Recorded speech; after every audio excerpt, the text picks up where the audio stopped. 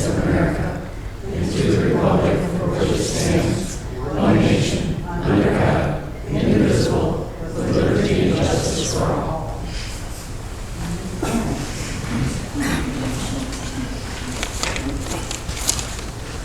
We have the roll call, please. Harris? Here. There? Here. Wilson? Here. Secord? Here. Townsend? Yes. Williams? Absent. Carpenter, yes.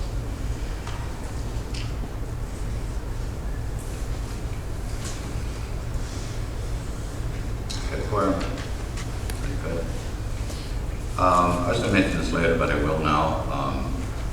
Kelvin Williams, trustee normally says on the end if you're not familiar, a couple months ago had back surgery, and he had quite a bit of recovery time and stuff, and he sent us a notification yesterday that he will be here in September's meeting. His rehabilitation is coming quite well, and he's getting around pretty good now, so we're really glad to hear that. He went through a lot of problems there for a while. So. Okay, next we have the adoption of the agenda. Before we go there, on our agenda, under new business number 2, resolution of water fees and rates. We'll pull that.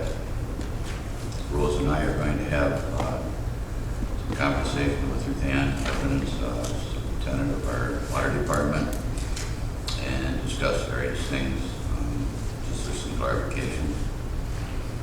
And then after number 6, the truck bids, want to add on manager's report.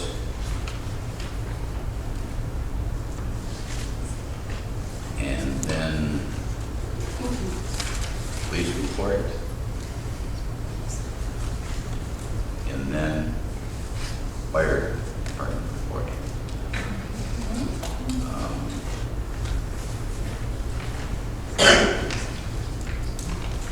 I got to give credit to our clerk, Lee Carpenter. When he came back and took over, he started going over a lot of things, and a while back we had started putting in, when we get to something on the agenda that we vote on, make a motion to do this and that, and then we approve it. Well, we're now, if you're not aware, we're now sending out, if you give us your email address, all of the agendas, the minutes, the EDA, and pretty much everything. If there's something going on with the police department, the fire department, that gets sent out on constant contact. So people that have that receive all that information. And at the leisure of home, they can read that over. Well, if it just says motion to do this and there's really not much of an explanation, we've included, I try and explain a little bit about what it is, just a little snippet, if you will, to give people out there an understanding of what it is. The board, it's a board packet, they've got all the information, they know what it is, so I'm not explaining it to them. But one thing that Lee had mentioned is that every month, or pretty much every month, Rose gives us some information that residents probably would be interested in. And since that wasn't part of the agenda, he suggested that we had that, and Rose and I had talked about it and thought it was a real good idea. So from now on, kind of sprung this on the recent fire at the last minute. So if they have something to report, then they will report it. If there's nothing, I'll go over it or go past it, just like we do some things on the agenda where we don't have anything that fits that category. So just wanted to explain that. Okay, anybody want to make a motion? I move to approve the adoption of the agenda as amended. Second. Motion been made, seconded to approve the agenda as amended. All those in favor say aye. Aye. Opposed? Hearing none. Next, we have the approval of the minutes of the July 2nd, 2019 regular meeting. I'll make a motion to approve the minutes of July 2nd, 2019 regular meeting as presented. Support. Motion been made, supported to approve the minutes of July 2nd. Anyone have any questions, changes? Hearing none, all those in favor say aye. Aye. Opposed?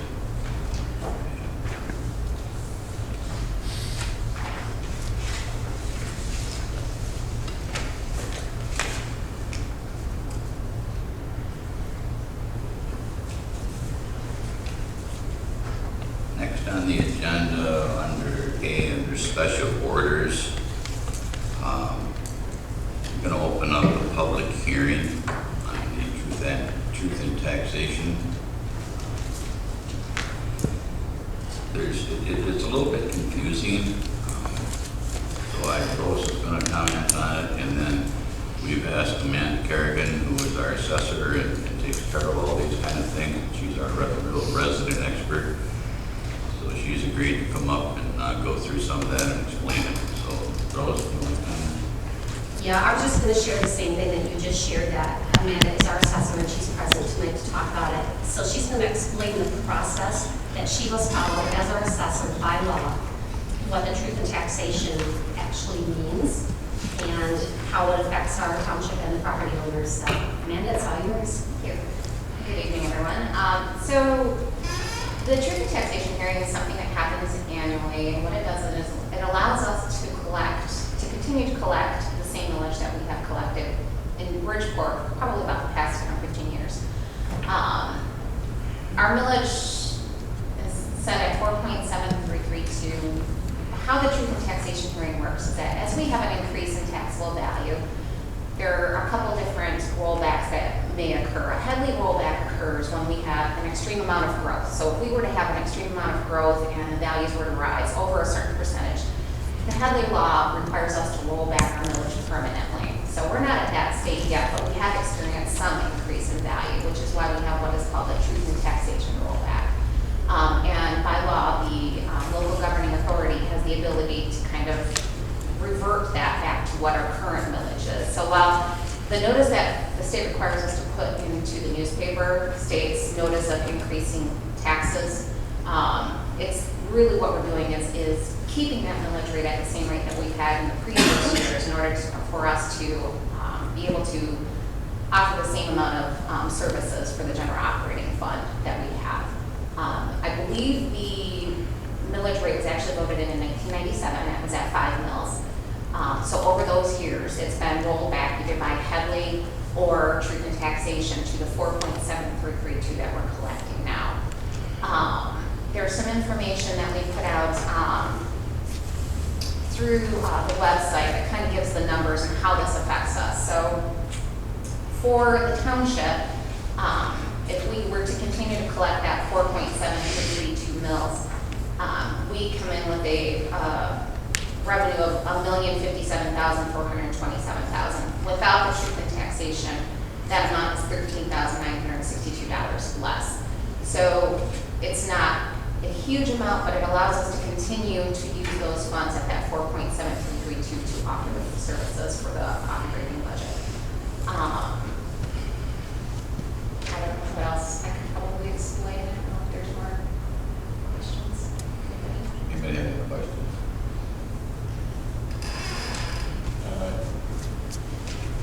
So basically, it keeps the same rate that we've had right along. There's Correct. no increases. Yes. The only increase that is coming about is because property assessments have increased a slight amount, so that will realize a little bit more money there. But Correct.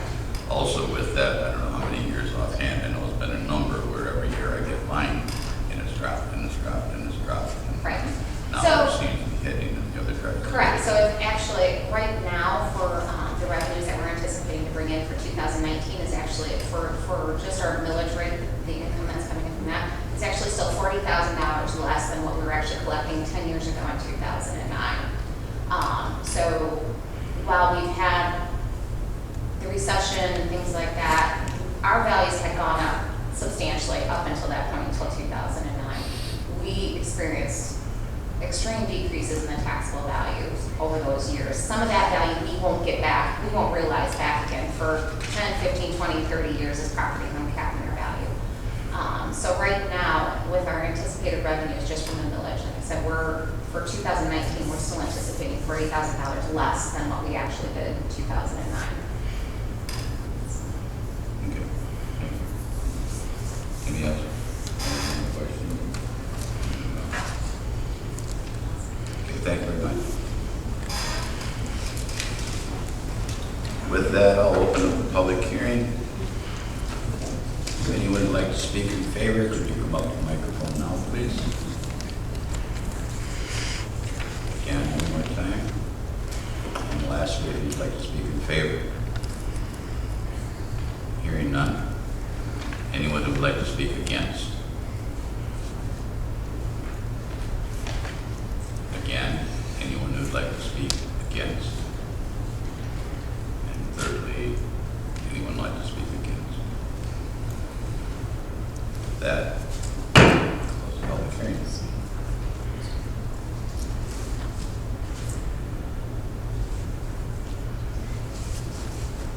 Next, we have a rezoning request, RZ 19-02, and it lists the parcels there. You can read through those. Ask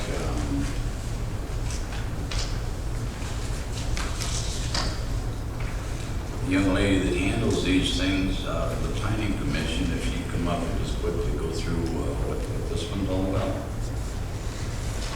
Jamie Sutton.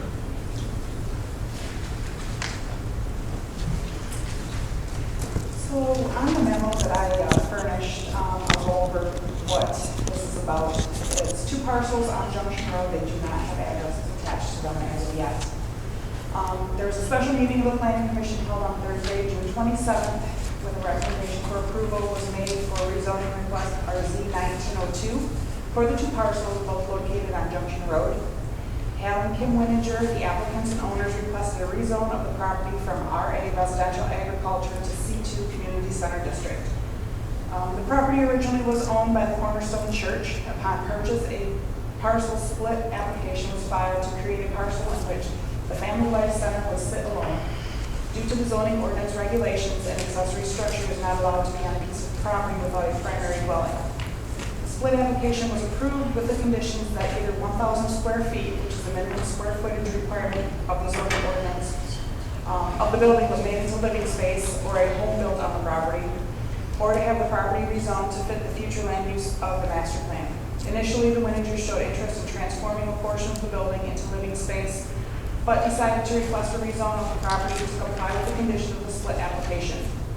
The rezoning of the property to a commercial zone will allow a number of different uses that can occupy the building, as opposed to the very limited amount of uses that are allowed in the RA Residential Agriculture District. There was a motion made for approval by the Planning Commission, and it was 6 yeses, and I have 2 yeses that night. So at this time, I would like to ask that this meeting be considered as a first reading of the rezone request, and then a second reading and possible adoption take place at the next town board meeting on Tuesday, September 3rd, 2019. Thank you. Anyone have any questions? We will have that on the agenda. Thank you.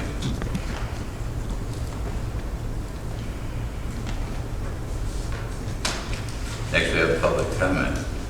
Anyone who would like to make public comment, come forward now, please.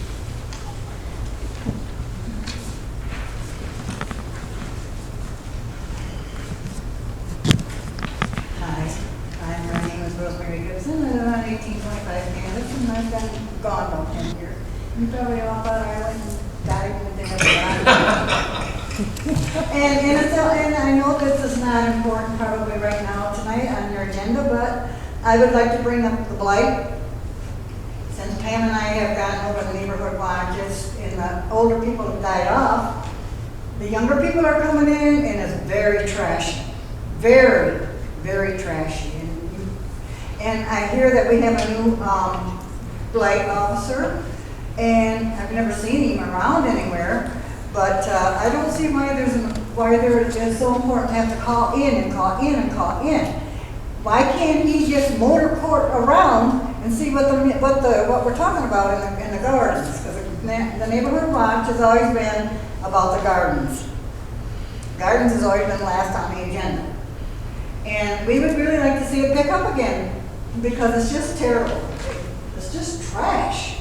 And like I said, I'm probably, you know, one of the ones that are really complaining, because I work hard in my area to keep my street and my house and that clean and nice looking. And I remember when, oh gosh, it went blank. What's the guy's name that used to walk? Walter, you know, Walter used to walk the neighborhood just to see that, you know, to make a point across, to that he knew what we were talking about. Now we don't see anybody cruising around, you know, just to see, you know, what we're actually all about. And if you live there, you know it. And I've been living here for all my life, and I'm 81. And it's going downhill again really fast, and I would really like to see Mr. Miller come out and just kind of cruise through and see what we're talking about, because we're going to get on it again. Okay? Good to see all you guys. Thanks. And just to let you know, blight is an issue. And it's Genesee Gardens, you know. And I go by that long, so you know I've been through there. Daryl does also frequently. Daryl, you need to honk when you go by. Yes. Because we do check on those things, we really do. Now, don't put Genesee Gardens down too badly, because some of the areas in there are well kept. I know your place in particular, camps and stuff like that. So it's not, don't paint the picture that Genesee Gardens is a total blight, because it's not. There's some neighbors who really care and others who, but we've got those all over the township. It's not, you know, just not isolated to Genesee Gardens, and there's by no means is Genesee Gardens last on anybody's list for that kind of thing. But you have to You'd be amazed if you knew how many blight issues that we've got going, and everybody does, not just Bridgeport Township. How many tall grass situations we've got going, and it's just unbelievable. I mean, we've got a couple of people hired for the summer to cut grass, and they could barely keep up. And our regular people do our township parks and the township itself and all those areas. And it's just, yeah, very frustrating. Very, very frustrating. So it's not that anybody's ignoring it. Just try and get the worst ones first, I guess. And I know if you're next door to it, that's got to be the worst one, I'm sure, because I feel the same way. But I've had a couple in my neighborhood too that very, very frustrating. Same kind of thing. We hear you. We really do hear you. Thank you. Anyone else like to make public comment?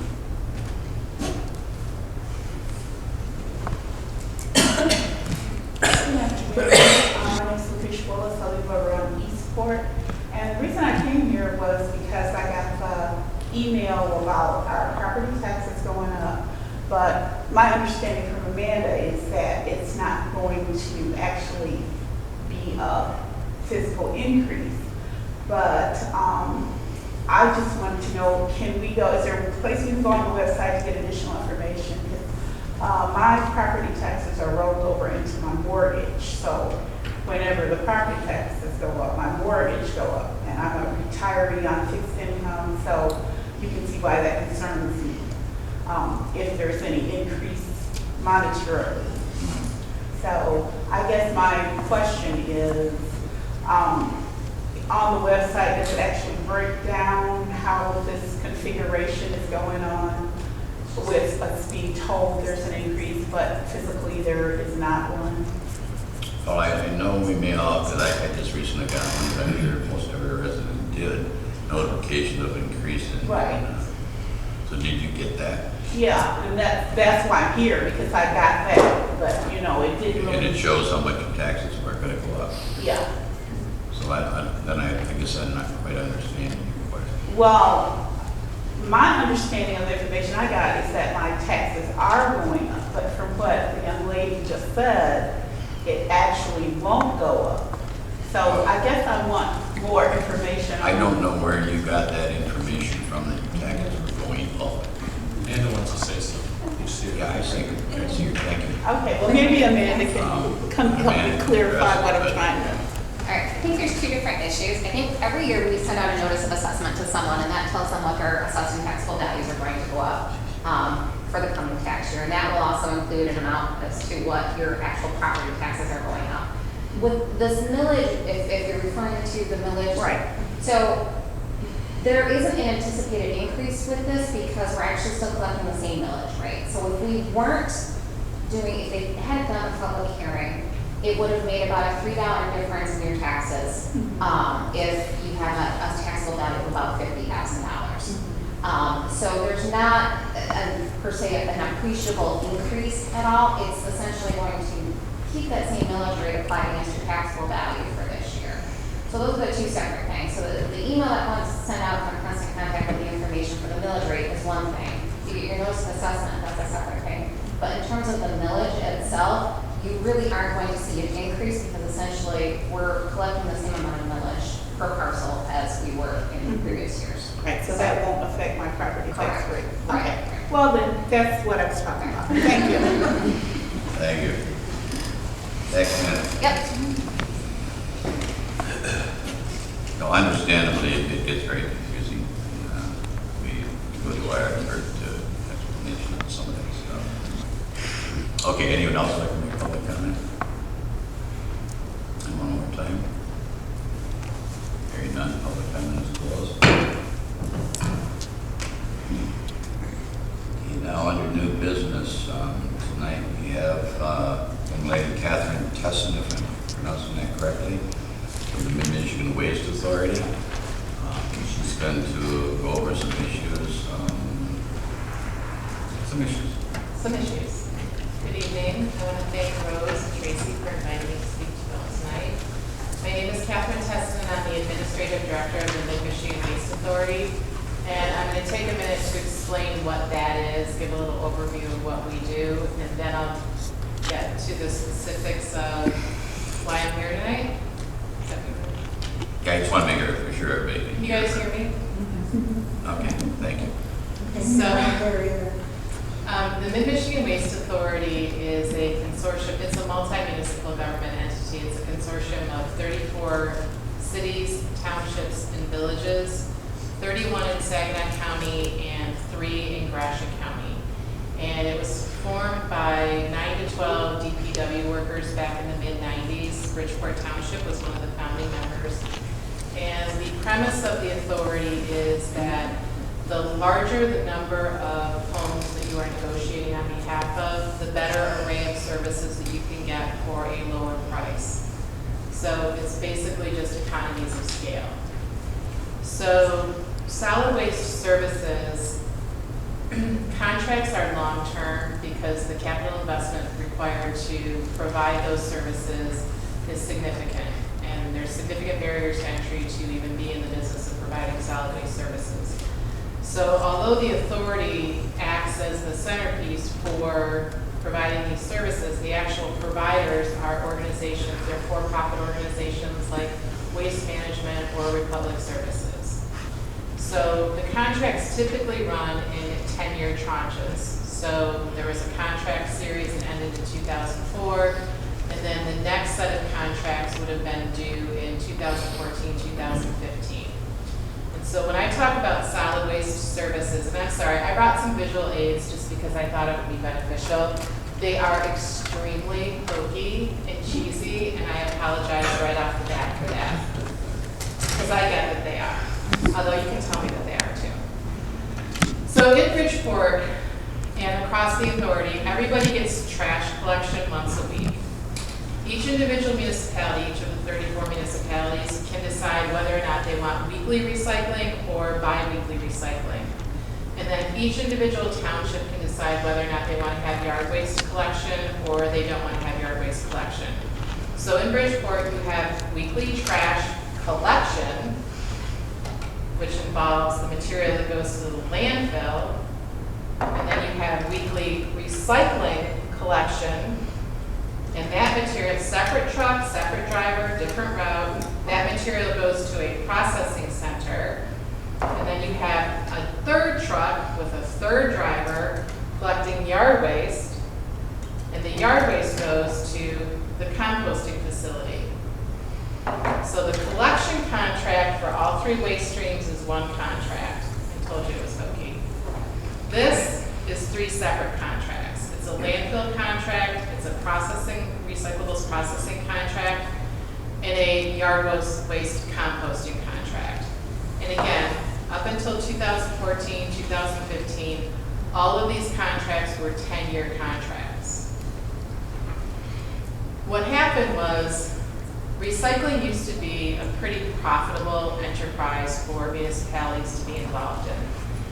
From between 2007 and 2012, most municipalities, for most of that period of time, would get a rebate that would pay for the service of collecting recycling and pay for the processing of recycling. Times were good, overseas markets were bountiful, everything that could be produced was being purchased by someone that was willing to pay top dollar for it. Times were really good. And then that changed.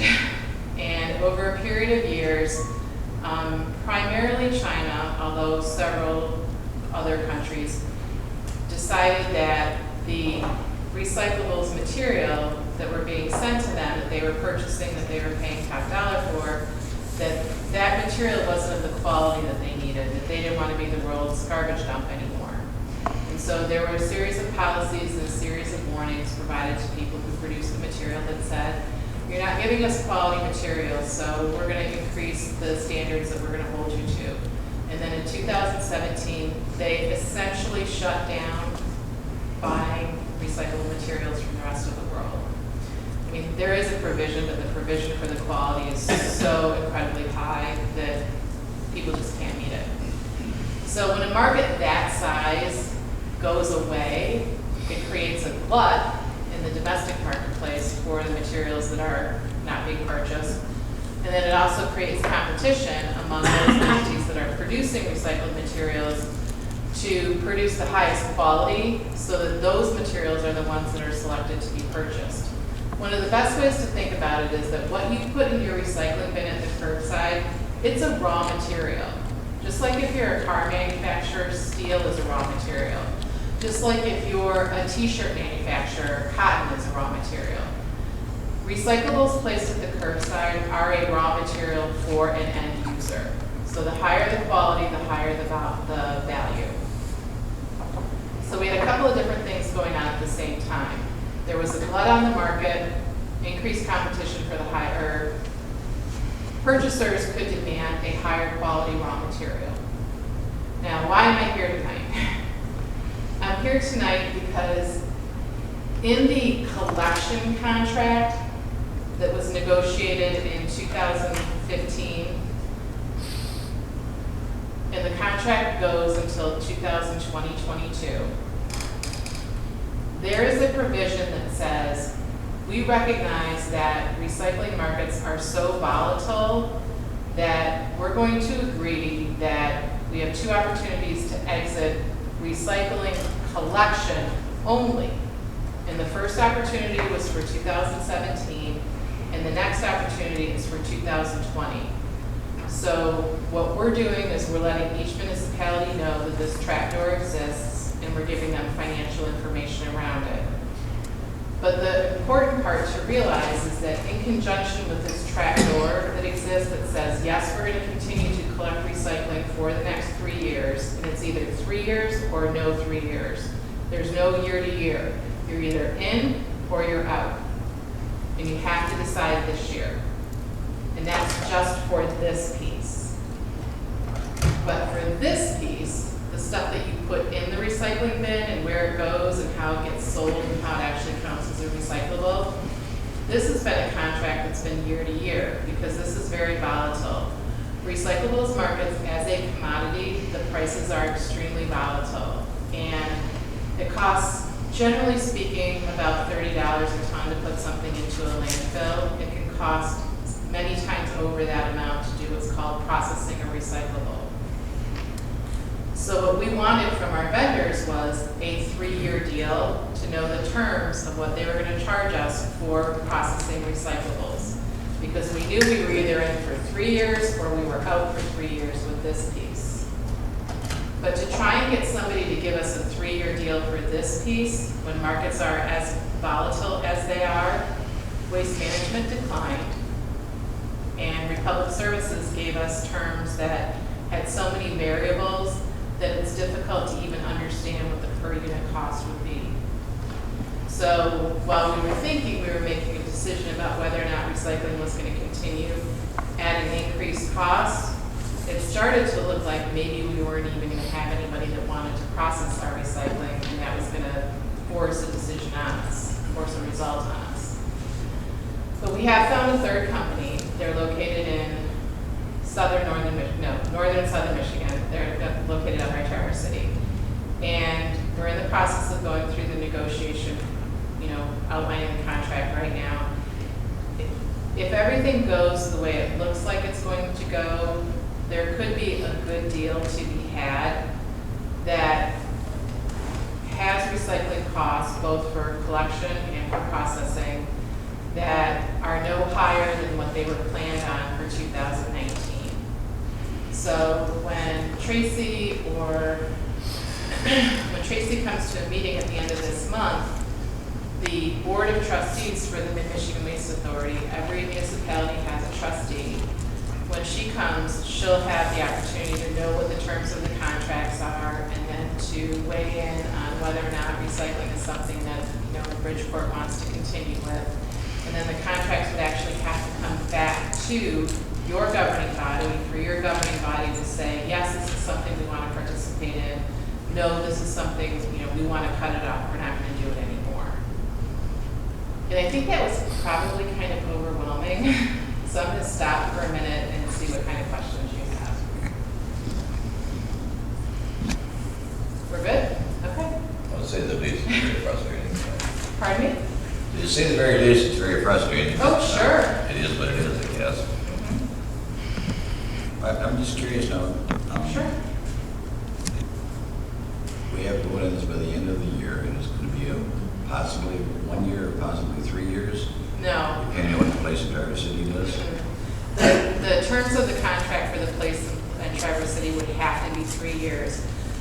The trustees on the board have been very clear that they want to know what costs are being locked into for the entirety of the 3 years. Okay, I thought you said I just wanted to. Yeah, but nobody wants to tie themselves to this cost for 3 years without knowing what this cost is going to be, because why would you have somebody collect something as a recycling driver when you can't even process it? That's sort of the crux of the matter, is that here's a fixed cost, this is a variable cost. If you don't know what your variable cost is going to be, why would you continue to incur your fixed costs?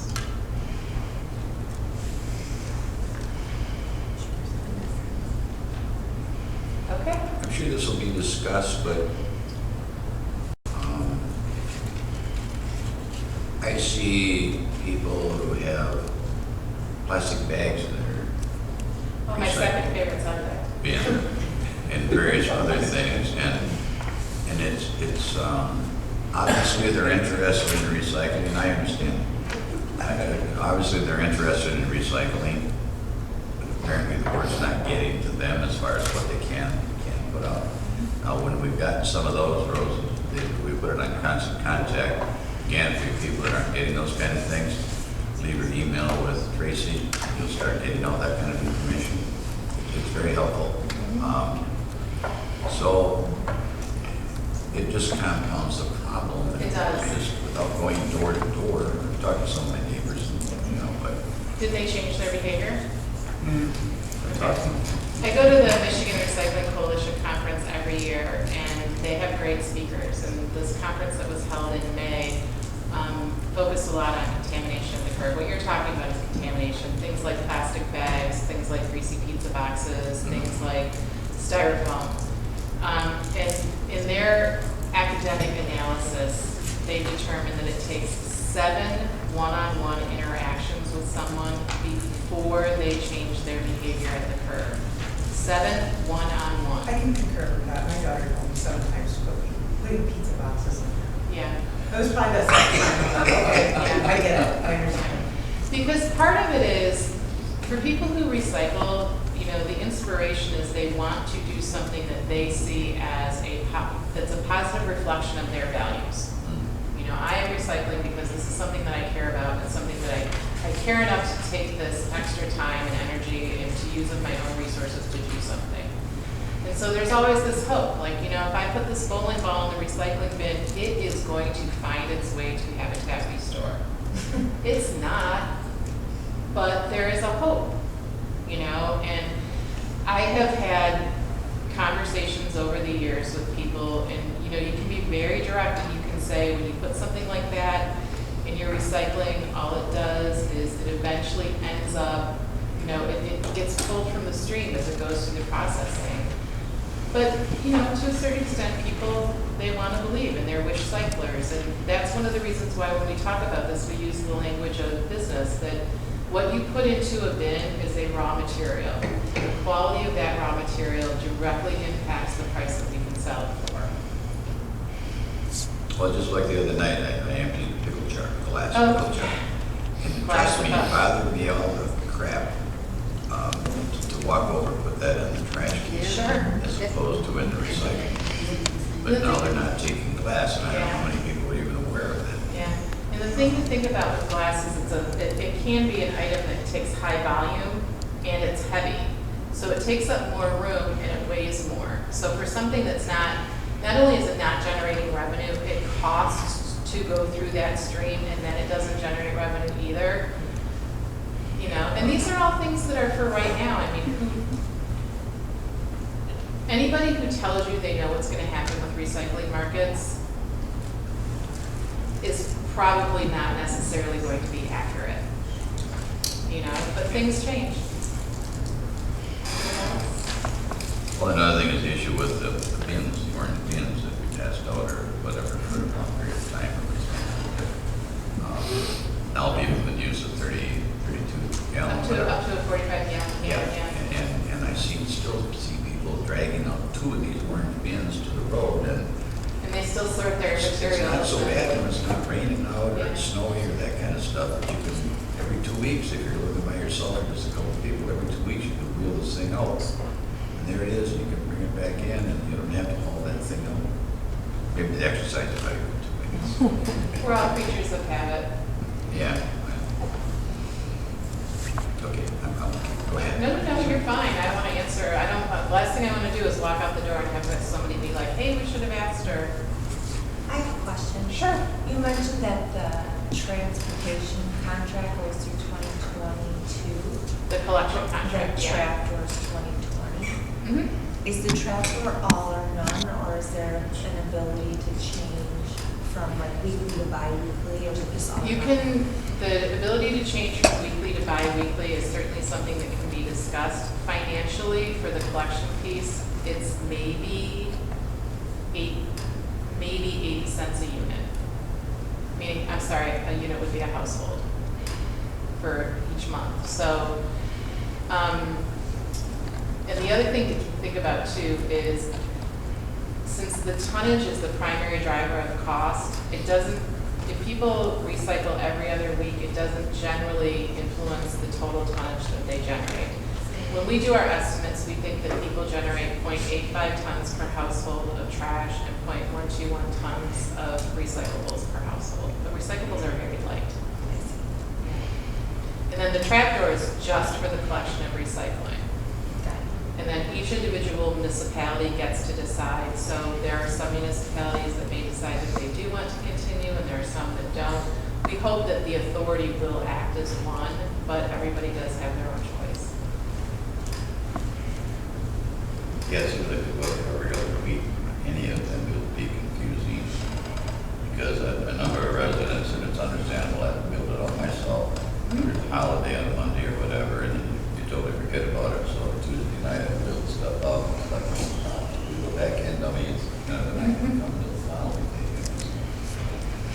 I think with every 2 weeks, or every other week or something, okay, was it this week or next week, or, you know, well, then you got trash set down, and then, well, they don't come this week, you know.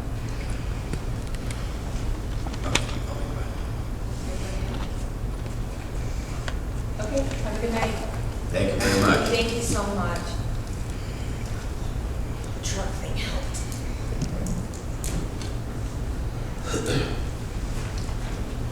Okay, next we go to number 3 on the agenda, Resolution R19-09, Truth in Taxation. I'll make a motion to approve the resolution R19-09, truth in taxation, approval of the millage rate levied at properties in 2019 at 4.7332 mils as presented. Support. Motion been made and supported to approve resolution R1909, the truth in taxation. We have a roll call, please. Carpenter, yes. Secord? Yes. Wilson? Yes. Gutierrez? Yes. Williams? Absent. Claire? Yes. Townsend? Yes.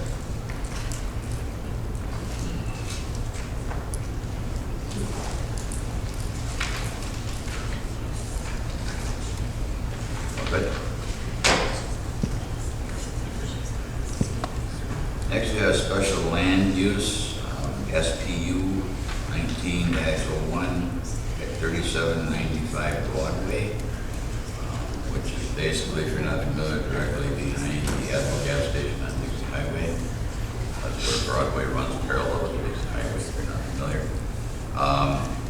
This is another one that went to the Planning Commission, and again, I asked if Jamie Sutherland would come up and just give us a brief overview of what's involved.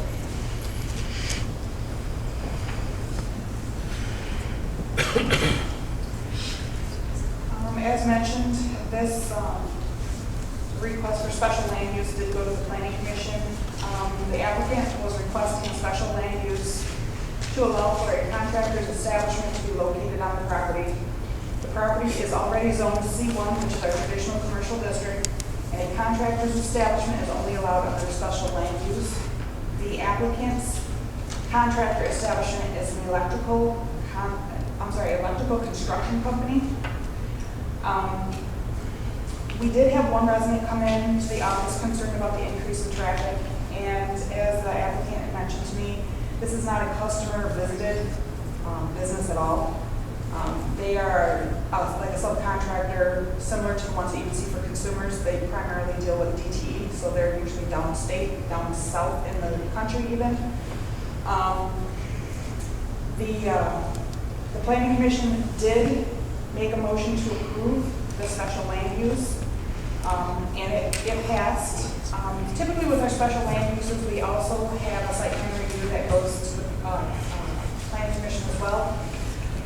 The Planning Commission postponed that portion of this site plan review because even though the applicant wasn't going to change anything on the premise, they were going to use the existing building primarily as storage until they got their bearings in the location. They wanted to park a lot of their vehicles there, and because there isn't adequate parking that is what is considered an improved surface, the Planning Commission suggested that they come with plans with their future development ideas on it, and they would revisit it at an upcoming meeting. So while they approved special land use, they did postpone the site plan review. So we are looking for approval for the special land use portion from town board. Thank you. Anybody got any questions? Okay, thank you, Jim.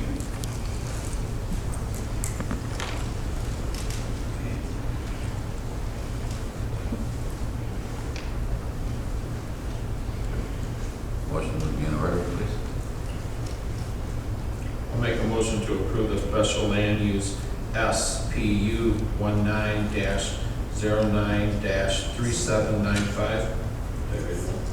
I'm sorry, 01-3795 Broadway as recommended by the Planning Commission. Second. Motion been made and seconded. Could we have a roll call, please? Claire? Yes. Wilson? Yes. Gutierrez? Yes. Carpenter, yes. Secord? Yes. Williams is absent. Townsend? Yes.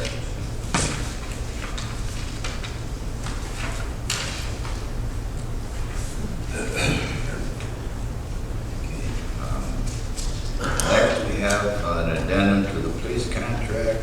This is something that Dave, the union, Dave stuff that our chief police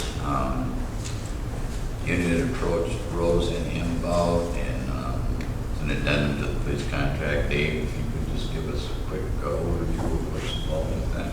Sure. We're still currently growing staff, and this is something that police departments statewide, nationwide are having a problem getting qualified police candidates.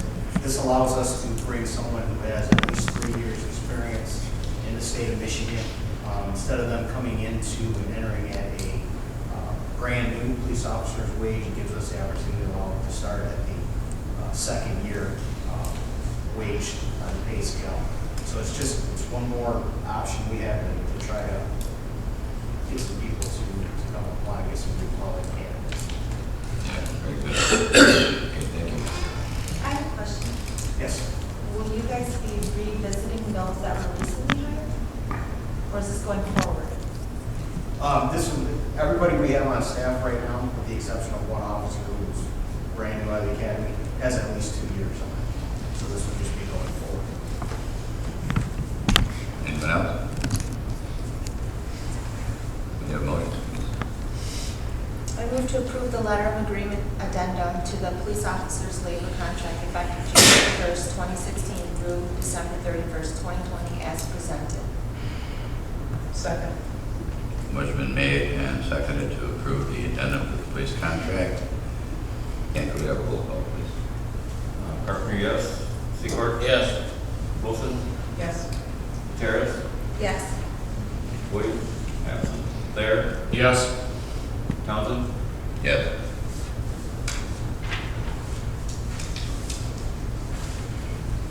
Carried. Thank you.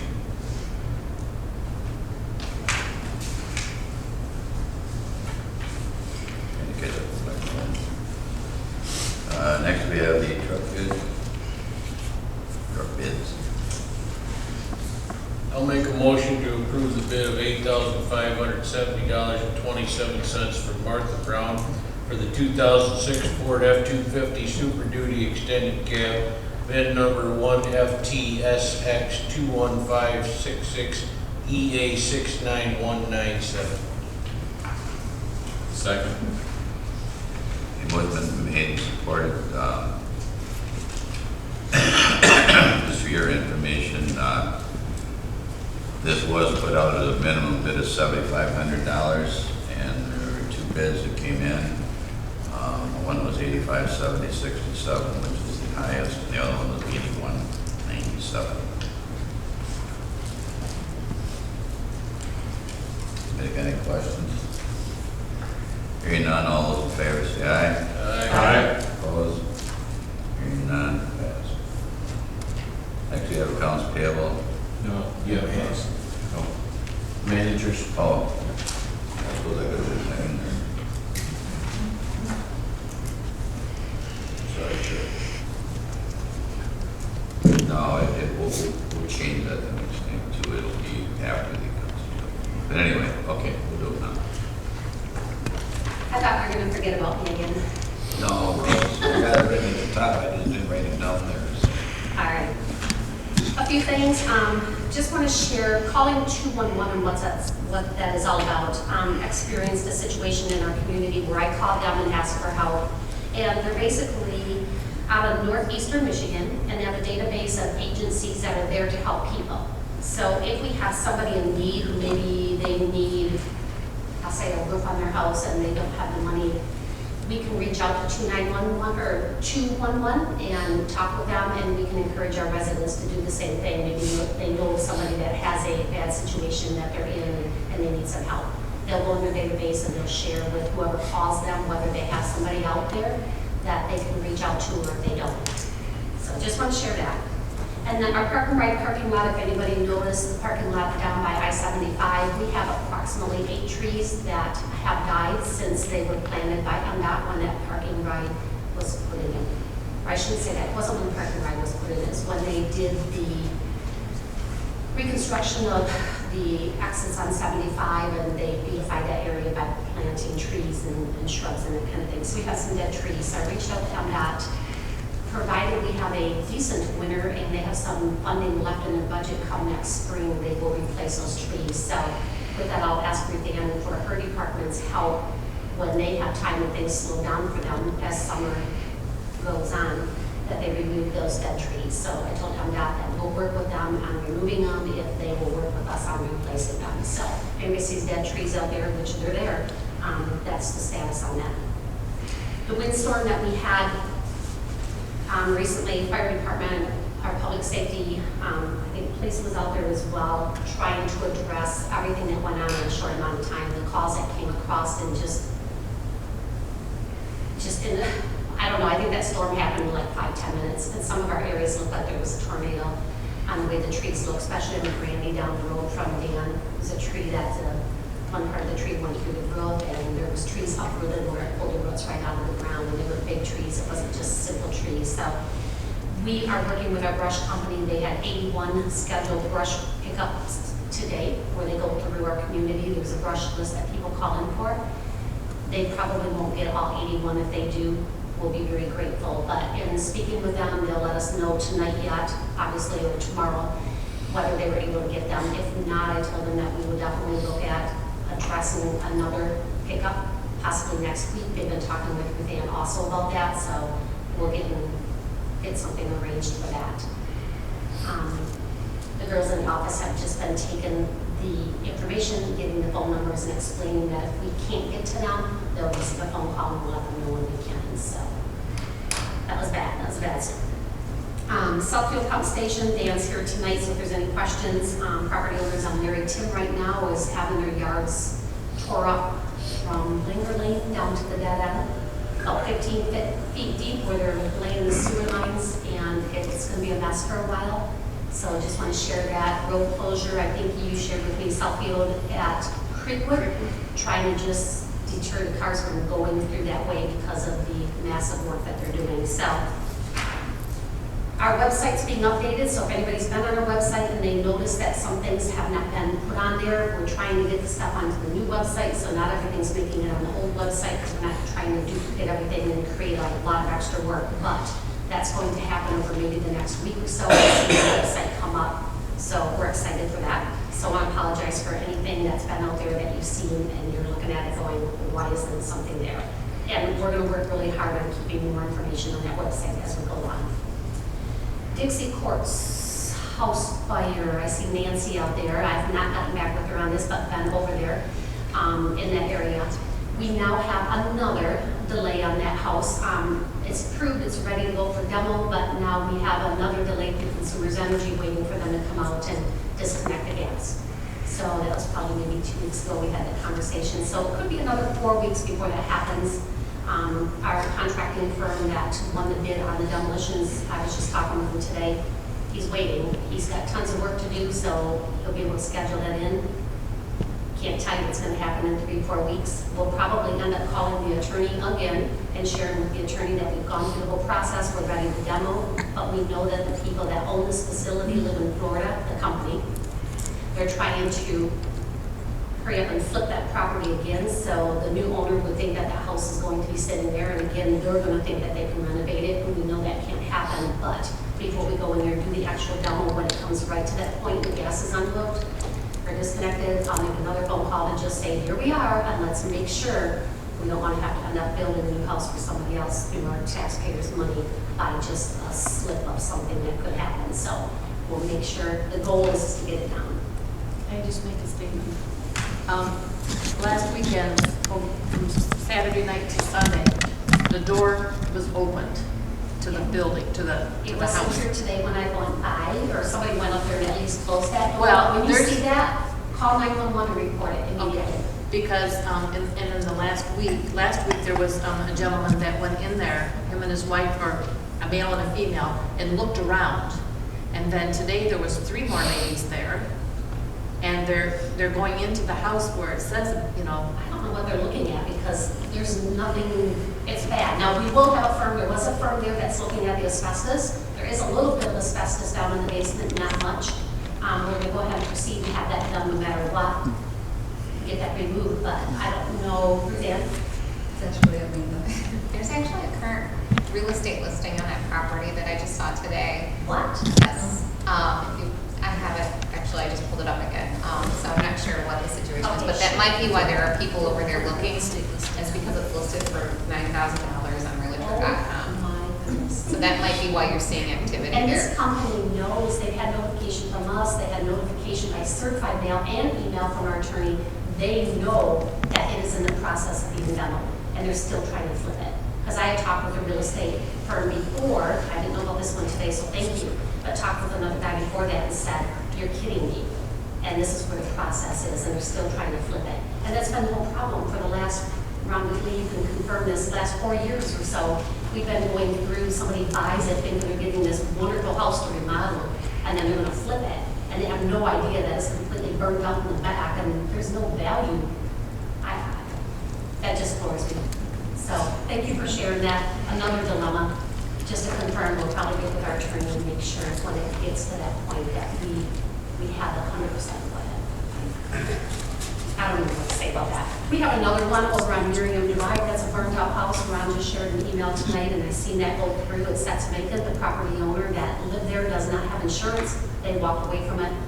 There's no plans by that family to do anything with it, and it's sitting there. Neighbors are unhappy.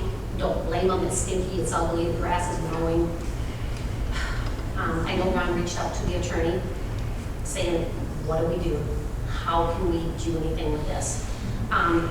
Easily thought, the thought is, why don't the township just go in and demo it? Well, that's fine. It comes out of our budget. And where do we recoup that cost? And we could bill it to the property owner, but they're walking away from it, so it's going to be charged back to the township, and how far do we go? So that's why we take every step we can to try to get it through some process, such as what we dealt with on Gibson Court. I don't know where this is going to lead on Marine.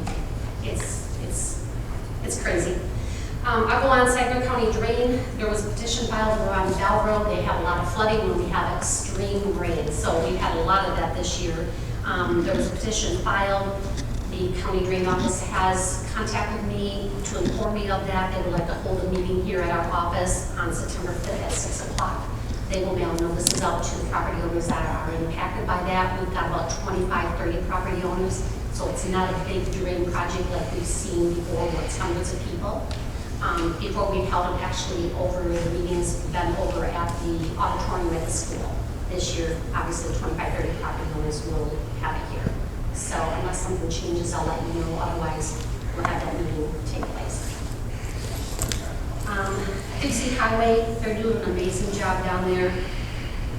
Ran into a little bit of a problem where we had a lot of rain, so it postponed that phase 1 from airport to I-75, but put it back a little bit on the project. They didn't start until after 4th of July. In the meantime, Bearcat, they had the water scheduled to do the watering job, so we had Bearcat closed, the airport closed.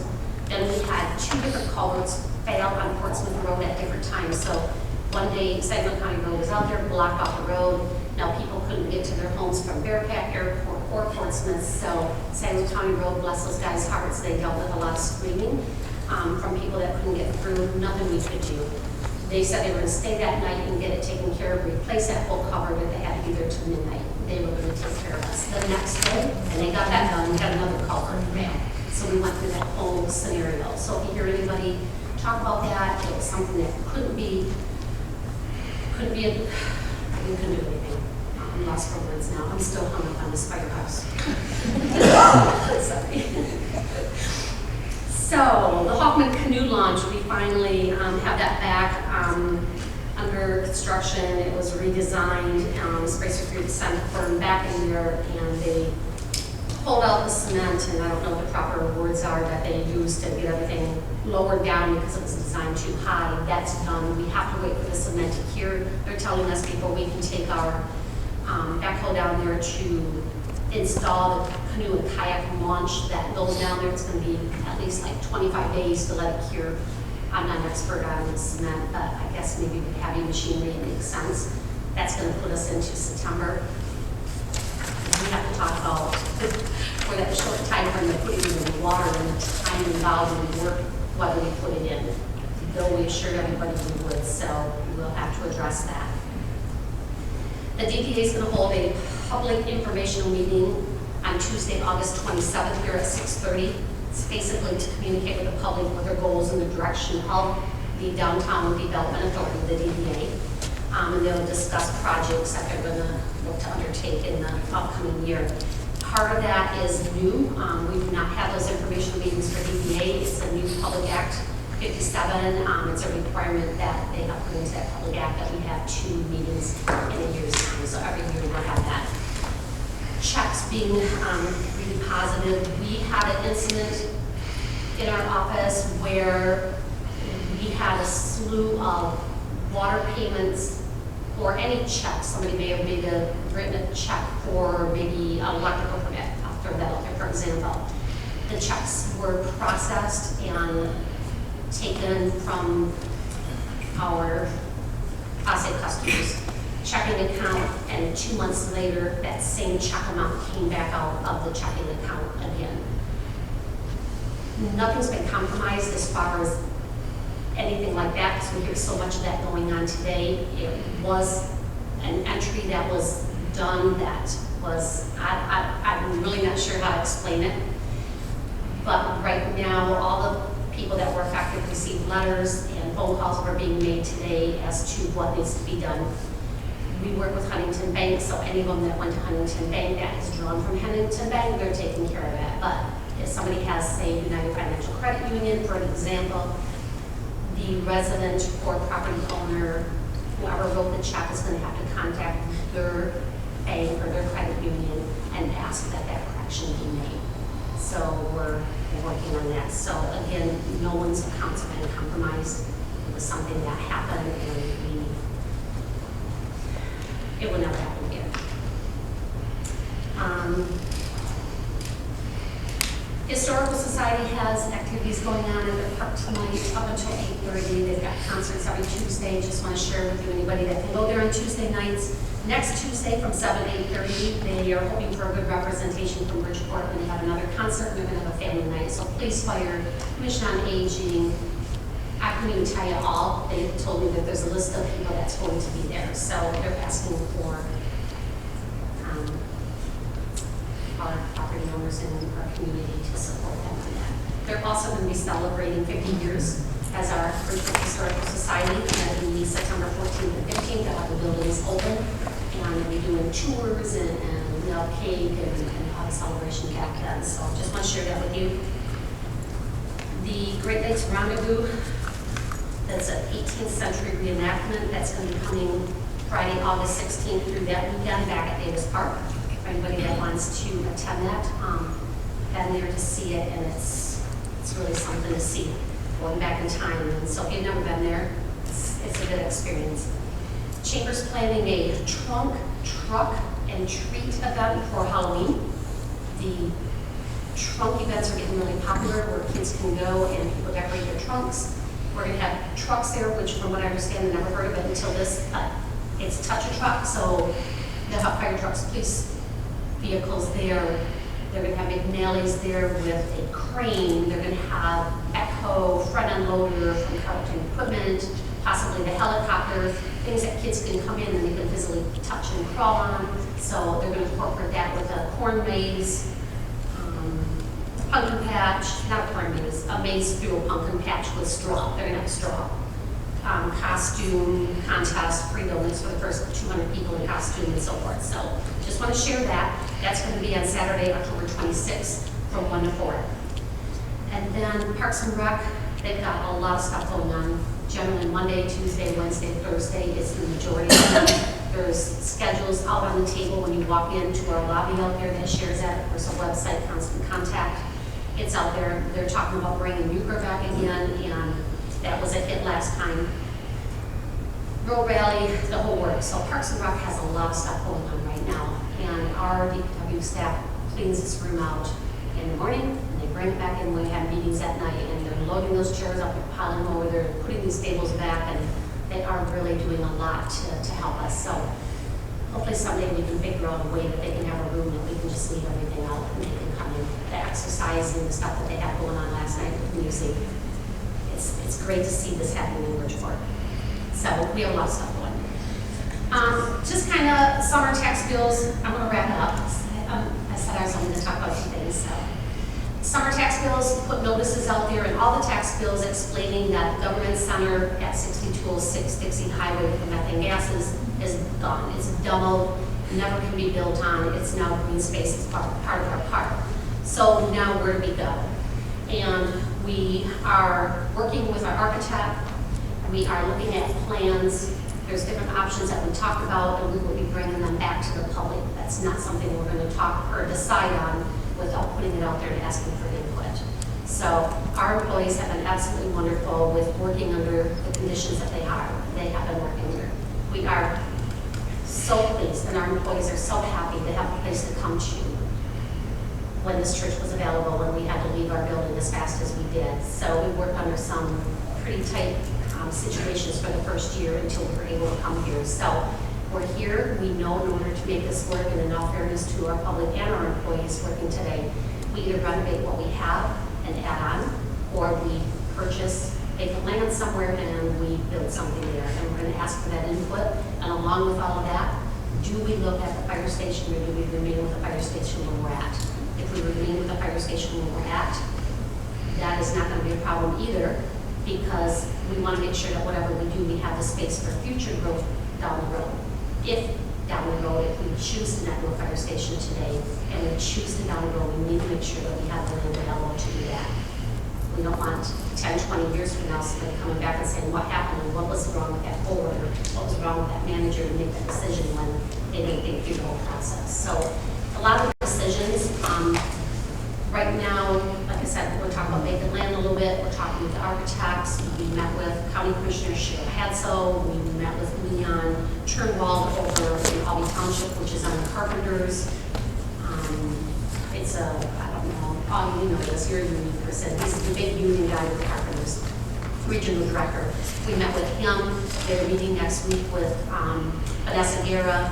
I've called into Ken Horn, Debbie Stabenow, Dan Kilby, anything that we can do to meet these people to say we need help and what can we do? What can they, from their levels, help us with? If there's funding out there, what's out there? Because this is going to come at some cost. And whatever we can do to help will be a win-win if we can get any help out there from any of these Congress people. So we are working with them. We met with the USDA, which is United States Department of Agriculture, which is rural development. We've talked with them. We'll have many more meetings with them as to what we can do. We went out to Montrose Township. We took our architect out here to see what they did. They shared with us their process from the beginning of discussion to the time that that building was built and they moved in. It was a 4-year process. It's not something that's going to happen overnight. So, and we'll keep you up. I'll do these reports and keep everybody, the board and everybody in the loop as to what we have going in and where we can get everything figured out so we can bring it back to a public meeting. I'll tell you right now, the goal is, and I hope that we can make that happen, is to have things figured out to where we can put in the next tax bill come December, a notice saying we want to have a public hearing on this day and at this time, and invite everybody to come in, share what we have, what we found, and get everybody's input, because this is not a decision I want to make as a manager recommending to the board. I think the board needs to hear it. So just want to share that with you. And then Amanda, thank you for explaining that taxation, because it is a very confusing operation, but by law we have to do certain things, and that's how. And I think I'm going to stop talking. Thank you. We break so fast, I was concerned you were going to get carpal tunnel after a while. So you think you've got problems? I feel like they have heard. Okay. Where were we? Actually, the accounts payable. Thank you both, by the way. Very informative. Dave pretty well covered. You don't have anything else that you want to go through, did you? Just follow us on constant contact and Facebook. Your officers are extremely busy. We want to slow down one. Calls don't stop. All the information's out there on the type of calls that we're having. Thank you. Okay. Now, motion to approve checks number 65263 through 65419 in the amount of $345,444.24 as presented. Second. Motion been made and seconded to approve the checks. Amount of $345,444.24. Anybody got any questions? You, and so forth. Any? All those in favor say aye. Aye. Opposed? Hearing none. Now we're down to board comment. Jeff? No comment. Heather? No comment. You? No comment. Zero. No comment. No comment.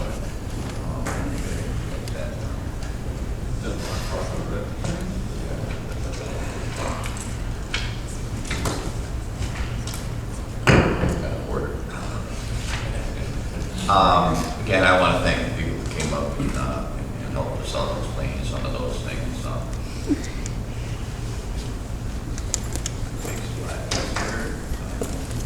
As far as goes,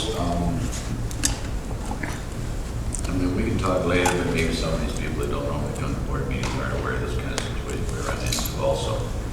Because there's a lot of times, in particular with the blight, it gets bad and moves on, and finally we get to the point where Ron writes a citation, and now it's going to go to court. And we've had a number of instances like this. It goes to court, the person comes in and pleads that, oh, I just haven't had time to make those corrections, and the judge says, oh, that's okay, I'll give you another 60 days to do that. And then after 60 days, it doesn't happen, and he gets another citation to go back into court. Well, I really tried. I did this, which is about this much of this. Well, okay, I'll give you another 90 days. That way, you know. So I've told people before, I understand their frustration. We would gladly provide the name of the judge. If you want to go over to the courthouse and tell the judge that maybe he needs to act on some of that kind of stuff, because I've said it before, if he was living next door to some of that blight that a lot of the residents have to put up with all over the place, not just here, I'm sure he would be more than happy to address it in a more timely manner than the crap that we have to go through. And legally, at a certain point, we can't do anything else. And I know it's very frustrating for residents, and you know, well, I talked to the township and they haven't done anything. Well, they have, but our hands are tied in some cases too. So if you've got specific locations, for instance, and if you want to find out what the status is, call here, and even if you want to talk to Rose about it, she's more than happy to talk to Rose, or if you want to call me or one of the board members, whatever, and we'll get you the information you're concerned about. I totally understand where you're coming from. Okay? All right, thank you. With that, motion to adjourn, you know, ready? Make a motion to adjourn. Support. Made, support to adjourn, all in favor, say aye. Aye. Again, thank you everybody for coming tonight. That's clear.